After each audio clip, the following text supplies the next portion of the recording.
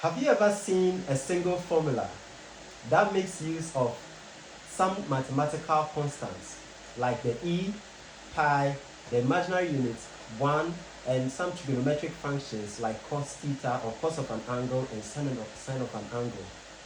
Well, if you've never seen such a formula, then I'm introducing you to one, and that is Euler's identity. Euler's identity is written as e exponent I pi equals -1, or e exponent I pi plus 1 equals -1. This is so amazing. How was Leonhard Euler able to come up with such an amazing formula? Most mathematicians call this formula the most beautiful equation in mathematics, and the American theoretical physicist Richard Phillips Feynman said this is the most remarkable formula in mathematics. Now, I want to take you through the various protocols that Leonhard Euler used in order to be able to come up with such an amazing formula. We'll begin with E. Where from E? From there we'll move to pi, we'll move to I, then we'll make use of some trigonometric formulas, and we'll finally put everything together and then come down to Euler's identity. E was first discovered by a certain man called Jacob Bernoulli, who was family friends with Euler's family.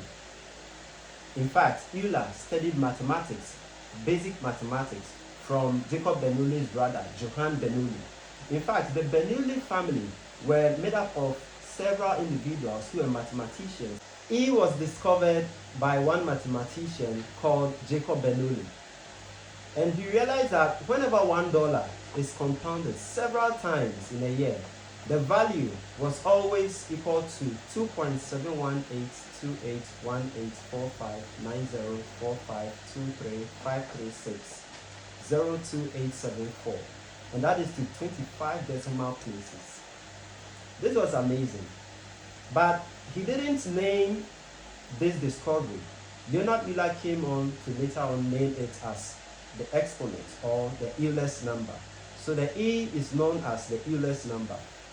Unlike other constants that people discover and then name after themselves, Euler's number, although it's called Euler's number, wasn't discovered by Leonhard Euler. And the Euler's number was discovered by Jacob Bernoulli in the year 1683. Now, how did he get this value? So let's go back to our basic formula for compound interest, where we say that the amount is equal to the principal times 1 plus the rate to the exponent of the number of times that the amount is that the principal is compounded. Now, he said that whenever you compound $1 several times in a year, the value is always equal to the number I mentioned. So what we'll do is that we'll consider situations whereby we'll compound $1 just once in a year. So when we compound $1 once in a year, the answer will be equal to $2. The same, we are going to break down the amount equal principal times 1 plus r percent exponent n. We are going to break that formula down to amount equals 1 plus r percent all to the exponent of n. Okay, so here the r percent will be equal to 1 over n. So amount will be equal to 1 plus 1 divided by n with the exponent of n. When we pick n to be equal to 1, meaning that when we compound $1 just once, we realize that the answer will be equal to $2. When we compound $1 two times, we have $2.25. Now, let's consider on the screen some examples of the number of times that we are going to compound this money. That's the $1. So on the screen now, you can see that $1 is compounded 3 times, 4 times, 5 times. Now, let's say we want to compound $1 monthly. There are 12 months in a year, so n will be equal to 12. So we are going to use amount equal 1 plus 1 divided by 12, all to the exponent of 12. We can also compound it, let's say, every minute, every hour, or every second. And all the amounts that we are going to obtain can be seen on the screen.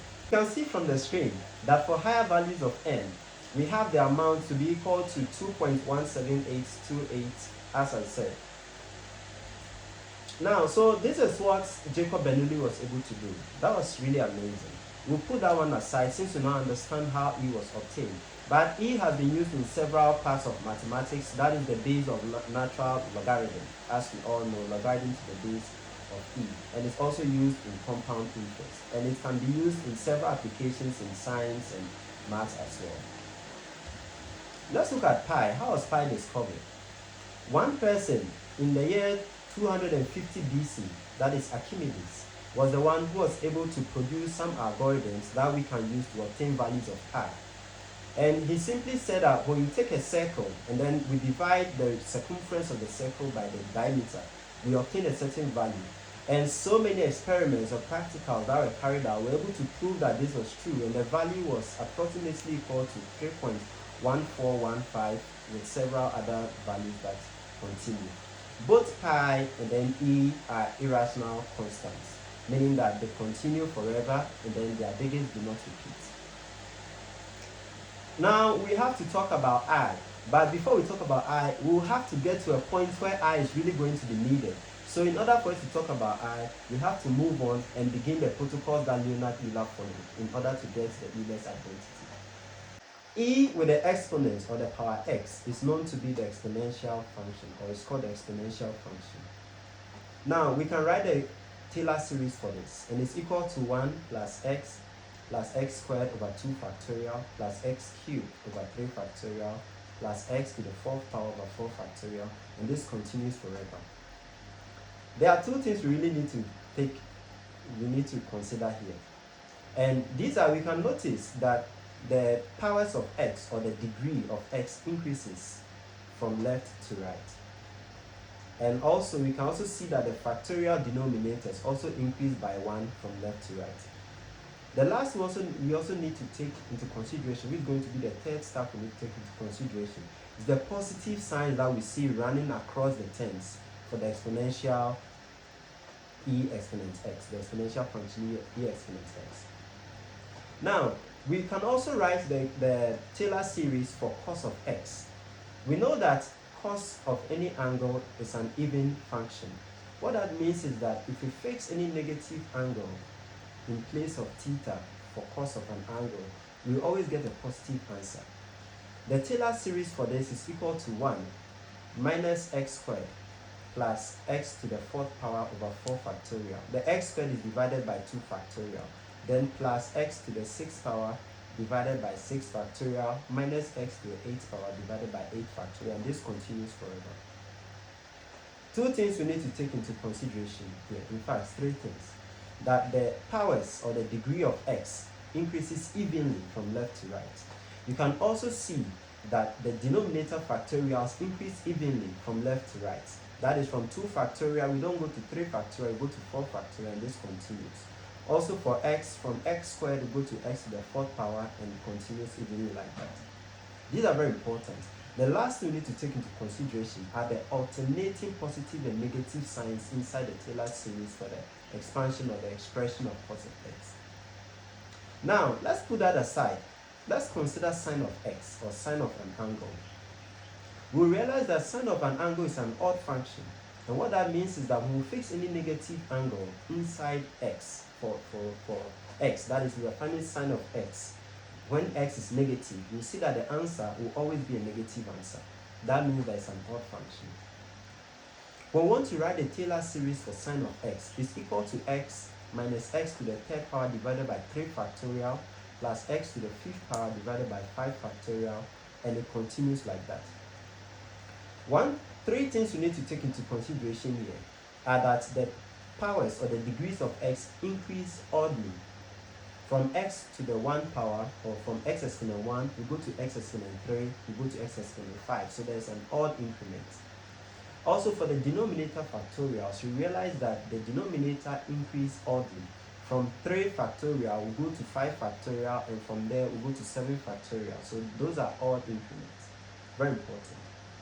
Now, what Leonhard Euler thought about was that is there a situation, or is it possible that he could add the Taylor series expansions, or the expressions for sine x and then cos x, in order for him to be able to obtain e exponent x.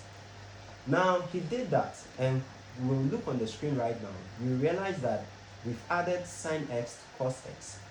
Is that equal to e exponent x? almost everything looked the same, just one thing. We realize that the powers of x increase the same way as the increase in e exponent x. The denominator factorials also increase the same way as the increase in e exponent x. But then there's alternating positive and negative signs, which doesn't exist in the Taylor series for e exponent x. Now, Euler wanted to find a way to solve this issue.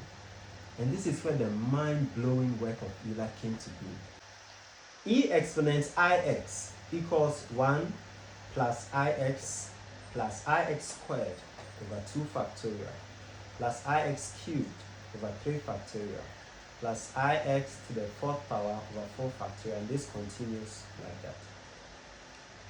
Just as in the case of e exponent x, the same conditions still apply over here. Now, we are going to simplify this using the understanding that I squared equals negative 1.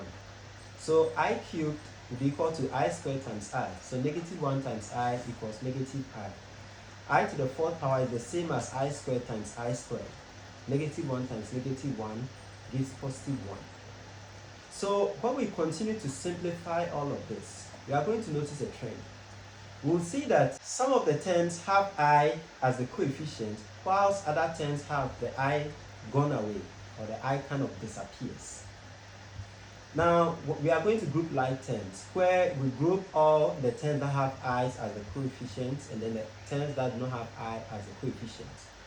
When we do that and then we factorize I out, we are going to see, interestingly and amazingly, unbelievably, that all the terms that have I as the coefficients are equal to the Taylor series for sine of x, whilst the terms that do not have i's as the coefficients are equal to the Taylor series for cos of x. So what this means is that we can replace all these terms, the ones that do not have I as coefficients, with cos of x, and then the ones that have I as coefficients, we can replace them with sine of x. At the long run, we are going to be able to safely write this equation, that e exponent ix equals cos of x plus I times sine of x, as can be seen on the screen. So this is what we call Euler's formula, that e exponent ix equals cos of x plus I sine of x. There's a special case of Euler's formula, which is the main aim of today's video, which is called Euler's identity, where x becomes equal to pi, 3.14, and that is an irrational number, as I said. So when I becomes equal to pi, then we say that e exponent I pi equals cos of pi plus I times sine of pi. Now, cos of pi is equal to negative 1, and sine of pi equals 0. So negative 1 plus I times 0 equals negative 1. And we have e exponent I pi being equal to negative 1. And this is the formula that is called Euler's identity. Amazingly, where we have E, which was discovered by Jacob Bernoulli, we have pi, whose algorithms were developed by Archimedes about 2,000 years ago, and then we have the imaginary units, all of them in one formula, with other trigonometric functions, all in one equation. And this is brilliant, so amazing.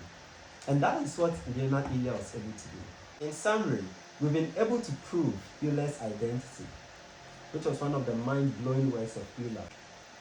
He did so well, and today we look up to you and me to be able to do such great works, such amazing formulas, such amazing ideas, which are going to help change the world. We are going to actually dive deeply into the works of Leonhard Euler, because I'm so amazed by most of the works he did. In order for you to have access to all those videos, plus other videos that I'll be producing on this channel, including French, biology, and so many other programs you'll be considering, you need to make sure you subscribe and put on the notification button. This has always been me, Alex Dixon. Thank you for watching.